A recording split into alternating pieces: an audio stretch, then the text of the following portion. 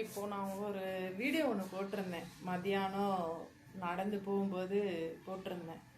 அதை இப்போ நான் எடுத்துட்டேன். அதை ஏன் எடுத்துட்டேன்னா, நாளை பின்ன நம்ம இருக்கிற இடம் யாருக்காவது சப்போஸ் தெரிஞ்சு யாராவது பக்கத்தில் இருக்கிறவங்க ஏதாவது வந்துட்டு இது பண்ணாங்கன்னா அது செட் ஆகாது.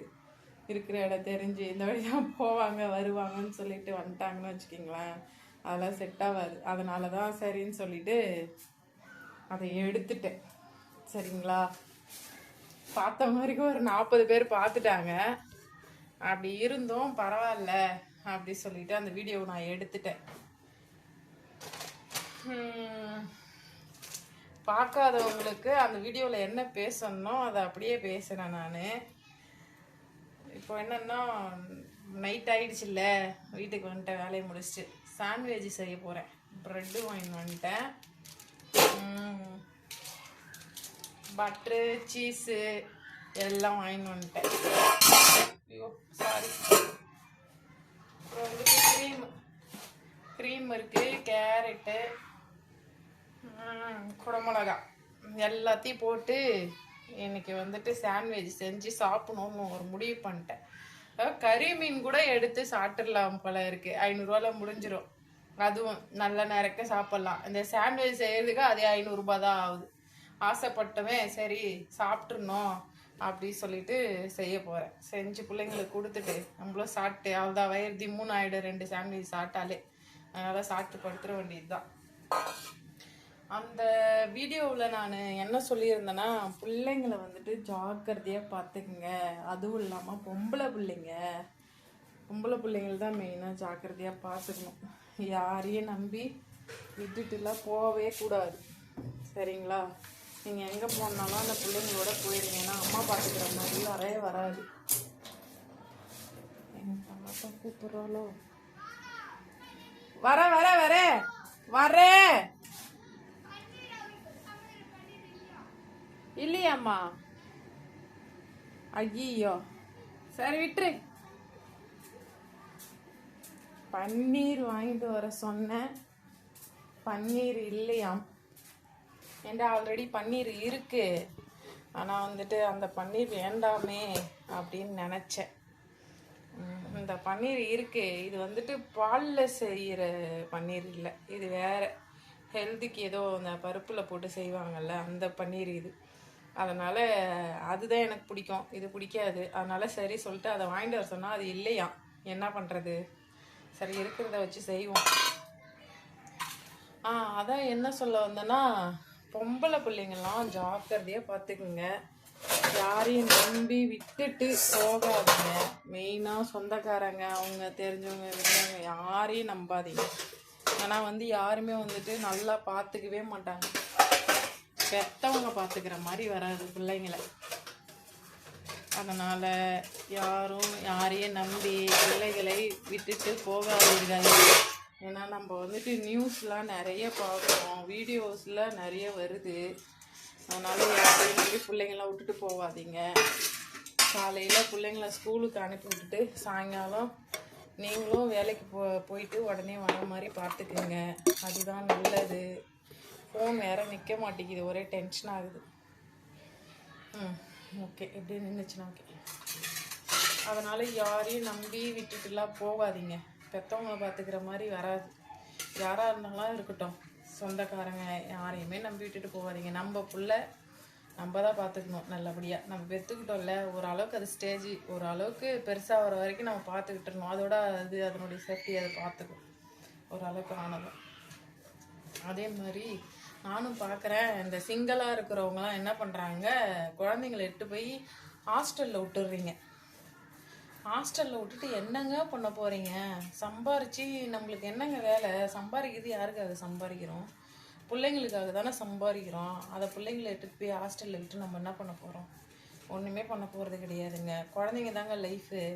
அதனால் அதுங்களுக்காக வாழுங்க. நீங்கள் எது பண்ணுறீங்களோ பண்ணலையோ, எனக்கு தெரிஞ்சு பிள்ளைங்களை நல்லா பார்த்துக்குங்க, கவனமாக வச்சுக்கிங்க. எதில் தட்டி கொடுக்கணுமோ அதில் தட்டி கொடுங்க, எதில் தட்டணுமோ அதில் தட்டிடுங்க.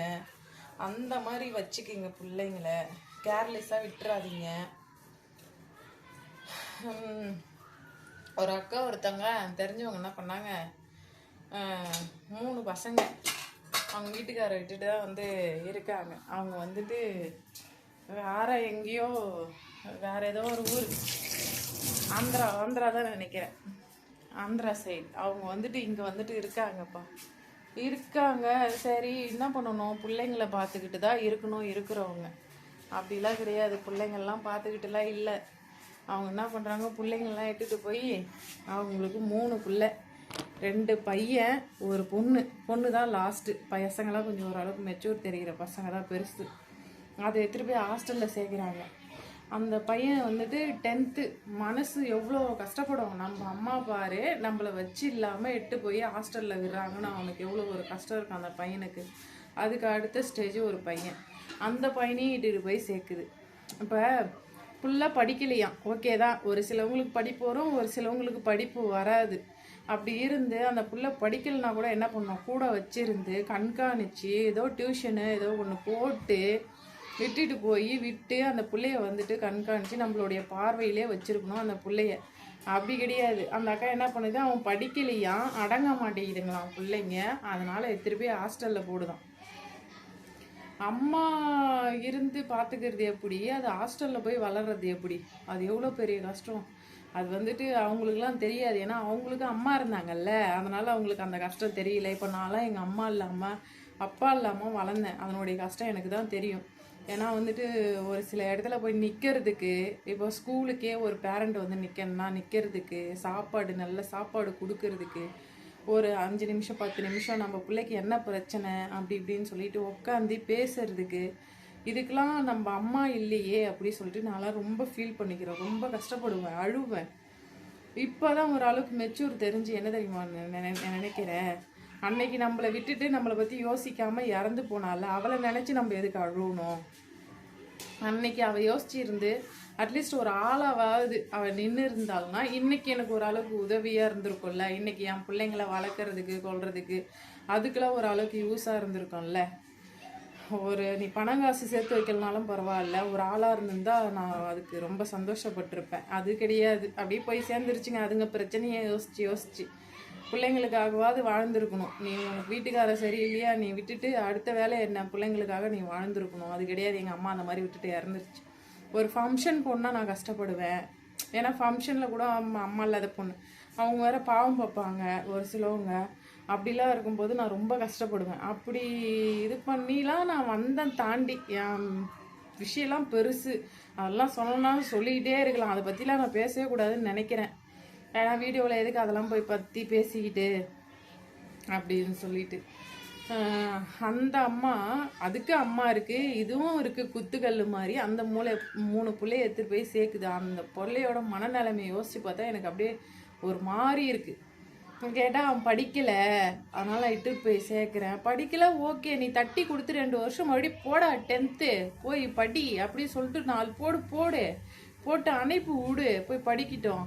அதை விட்டுட்டு இல்லை நான் ஹாஸ்டல் எதுவுமே போட போகிறேன், அடங்க மாட்டேங்குது, என்னால் பார்த்துக்க முடியல அப்படின்னுது. அப்படி என்ன அதுக்கு பார்த்துக்க முடியல, அவ்வளோ பெரிய பசங்க கை குழந்தையாது விட்டுட்டு என்னால் வேலைக்கு போக முடியல, நான் சிங்கிளாக இருக்கேன், குழந்தைய யார் பார்த்துக்கிறதுன்னு இல்லையா, அதெல்லாம் முடியலையே. அவங்க அம்மா இருக்காங்க, அவங்க அம்மா கிட்டேயாவது விட்டுறலாம், அவங்க ஆயா மூலியமா வளரட்டுன்ட்டு. இங்கே நானும் சொன்னேன், அக்கா இப்படிலாம் பண்ணாதீங்க, மனசு கஷ்டமாக இருக்கும், நீங்கள் எப்படிக்கா விட்டுட்டுலாம் இருப்பீங்க, பிள்ளைய விட்டுட்டு 1000 திட்டினாலும் அடித்தாலும் பிள்ளைய விட்டுட்டு எப்படிங்க்கா இருப்பீங்க அப்படின்னா, இருந்து தான் அவனை என்னால் பார்த்துக்க முடியாது. செக் இவகிட்டலாம் பேசுறதே வேஸ்ட்டா, இவெல்லாம் பொம்பளையே கிடையாது, இவெல்லாம் வாழ்கிறதே வேஸ்ட்டு, சும்மா மேக்கப் பண்ணிட்டு இவ சுற்றி வர்றதுக்கு தான் ஆள் அப்படின்னு நினச்சிட்டு மனசில் சரின்னு சொல்லிட்டு வந்துட்டேன். அந்த பொம்பளை பிள்ளையை இட்டுட்டு போய் ஹாஸ்டலில் விட்றானா, இப்போ ஹாஸ்டலில் என்ன நடக்கும்னு யார் பார்த்தாங்க? இப்போ நிறைய ஹாஸ்டல், நல்ல ஹாஸ்டலும் இருக்குது, கெட்ட ஹாஸ்டலும் இருக்குது, பிள்ளைய நல்லா பார்த்துக்கிற ஹாஸ்டலும் இருக்குது, பார்த்துக்காத ஹாஸ்டலும் இருக்குது. இப்போலாம் என்னென்னவோ நடக்குது. கண்ணெதில் ஸ்கூலுக்கு காலைல அனுப்பி விட்டா பிள்ளை சாயங்காலம் வீட்டுக்கு வரதே பெரிய விஷயமா இருக்குது. அப்படி இருக்கு பார்த்தா அது பொம்பளை பிள்ளை, அந்த பிள்ளைய இட்டுட்டு போய் சேர்க்க போது போல் இருக்குது. என்னப்பா காலம் அந்த அளவுக்கு கெட்டு போய் கிடக்கு.